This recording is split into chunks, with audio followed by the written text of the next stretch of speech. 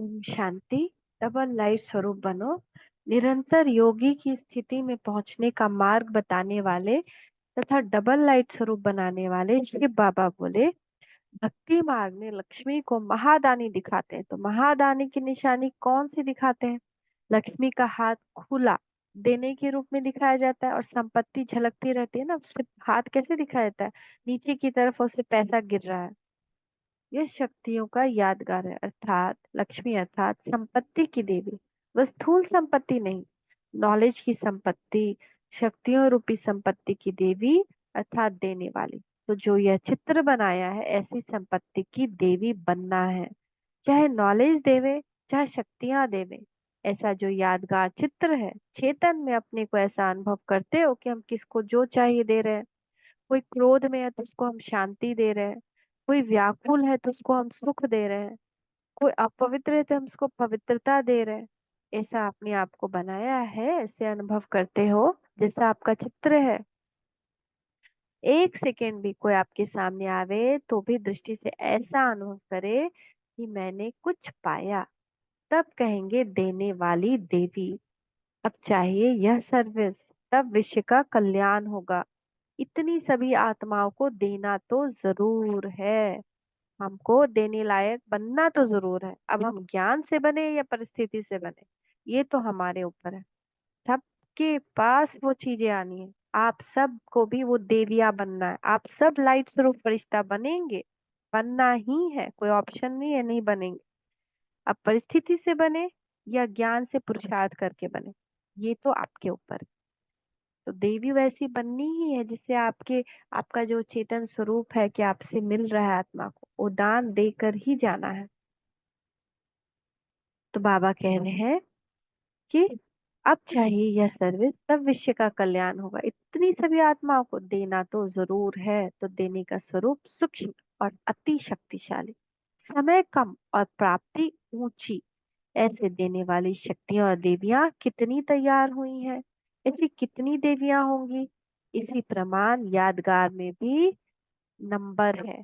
कोई हर समय देने वाली, कोई कभी कभी देने वाली, कोई किन्हीं को देने वाली, कोई सभी को देने वाली। कोई कहती है चांस मिले तो करें, फील्ड होगी या सहयोग मिलेगा तो करेंगे। तो उनका यादगार क्या है? उनके यादगार में भी तिथि तारीख फिक्स होती है। जो सदा के करने वाले होते हैं उनकी पूजा भी सदा होती है। जो समय व सहयोग के आधार से चांस लेते हैं, उनकी यादगार की डेट फिक्स होती है। कई देवियों के वस्त्र बदलने की, हर कर्म की पूजा होती है। इससे सिद्ध है कि उन्होंने हर कर्म करते सारा समय दान किया है, जिसको महादानी कहेंगे। इसलिए उनकी महान पूजा महा यादगार है। एक होती है जो सदा साथियों के साथ स्नेह निभा के चलती है, दूसरे साथ होते भी स्नेह के साथ नहीं निभाते। उनके यादगार में भी सारा समय पुजारियों का साथ नहीं मिलता। जो यहाँ स्वार्थ के लिए आवेंगे, यादगार में भी स्पष्ट होता है कि ये किसकी यादगार है। यह भी राज है। अभी ऐसा बनना है, सदा साथियों के साथ स्नेह का साथ निभाना है। सिर्फ समय पर नहीं, सदा के लिए साथ निभाना है। स्वार्थ से नहीं, काम निकालने के लिए नहीं, बल्कि स्नेह से सदा के लिए साथ निभाना है। अच्छा, अपने को सदा बाप दादा के साथ अनुभव करते हो या अकेला अनुभव करते हो? जिसे बाप को हजारों भुजाओं वाला दिखाते हैं, सर्वशक्तिमान होते हुए भी बच्चों के साथ यादगार भुजाओं के रूप में दिखाते हैं। जो भगवान का हजार भुजा दिखाते हैं वो कौन है? बाबा के बच्चे। ऐसे तुम बच्चे ही अपने को सदा सर्वशक्तिमान बाप के साथ अनुभव करते हो या कभी कभी अनुभव करते हो? जो सदा साथ का अनुभव करेंगे, वो कभी किसी देहधारी के साथ की आवश्यकता अनुभव नहीं करेंगे, कभी भी किसी सेवा में देहधारी का आधार नहीं लेंगे। मर्यादा प्रमाण, संगठन प्रमाण, सहयोग लेना अलग बात है। बाकी किसी परिस्थिति में देहधारी की याद आए, यह परिस्थिति, यह मुझे परिस्थिति से पार करेंगे, राय देंगे, सहारा देंगे। इससे सिद्ध है कि सर्वशक्तिमान का सहारा साथ सदा साथ नहीं रहता।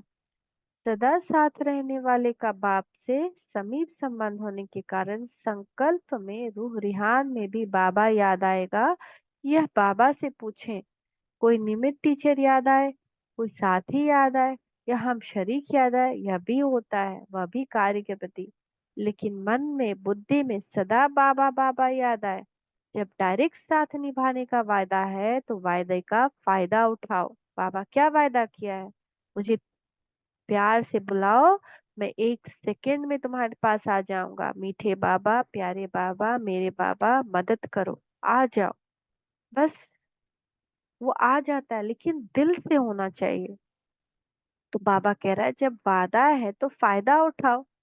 इस समय तो बाप के साथ व्यक्तिगत अनुभव हो सकता है। व्यक्तिगत अनुभव हम सब कर सकते हैं इस समय बाबा के साथ। फिर सारे कल्प में नहीं होगा। जो सिर्फ अभी की ही प्राप्ति है वो होगी ही नहीं, तो उसका पूरा पूरा लाभ उठाओ। व्यक्तिगत अनुभव बाबा से करना, अपना संबंध, अपना प्रेम, अपना रिश्ता, कोई भी बात हो, सदा बाप ही याद आए। इसको कहा जाता है निरंतर योगी। हर कदम बाप की याद रहे, तो यह भी योग हुआ। कुछ भी, बाबा अभी क्या बनाए, बाबा अभी ऐसा सिचुएशन है, क्या करें, मन ही मन बाबा से बात करते रह रहे हैं। बाबा अभी बाहर जाना है, जल्दी जल्दी करवा दो ना। ऐसे बाबा से बात करते रहना ही निरंतर योग हुआ ना। तो ऐसे निरंतर योगी हो अथवा बनना है। जब बाप स्वयं साथ देने का ऑफर, तो ऑफर को स्वीकार करना चाहिए ना। ऑफर कर रहे हैं तो उस ऑफर को स्वीकार करना चाहिए ना। जब आधा कल भक्ति मार्ग में बाप को मनाया साथ देने के लिए, फिर कितना उनको बुलाया कि आ जाओ मेरे बाबा, मेरे पास आ जाओ, मेरे भगवान आ जाओ। तो अभी तो बाप खुद ऑफर कर रहे हैं, तो ऑफर को स्वीकार करना चाहिए ना। जैसे स्थूल में कोई भी चीज की ऑफर करे वह स्वीकार ना करे तो इसको सभ्यता नहीं समझेंगे, ये इज्जत कहेंगे। यह तो गॉड की ऑफर है, भगवान खुद ऑफर कर रहा है। सदा बाप के साथ अर्थात निरंतर योगी। वो तो सदा लाइट रूप है, तो ऐसे संग से लाइट रूप भी और भी हल्के ही हो जाएंगे, तो डबल लाइट हुई ना। जब लाइट बोझ उठाने के लिए ऑफर कर रहे हैं तो तुम फिर बोझ क्यों उठा रहे हो? बोझ वाला फुल स्पीड में चल नहीं सकता। तो अब इन अनेक प्रकार के बोझों से हल्के हो जाओ। अपना कोना कोना साफ करो। खिचड़े को अंदर ही अंदर संभाल के नहीं रखो। ऐसे नहीं कि चांस मिलेगा तो देंगे। है तो किचड़ा ही ना। किचड़े से तो कीड़े पैदा होते हैं। उनको अंदर रखने का अर्थ है उनकी वृद्धि करना। बहुत कुछ किसी के लिए संकल्प चल रहा है, कुछ बुरा है अंदर, बोझ है, तो उसको अंदर रखना है नहीं, किचड़ा को अंदर रखना।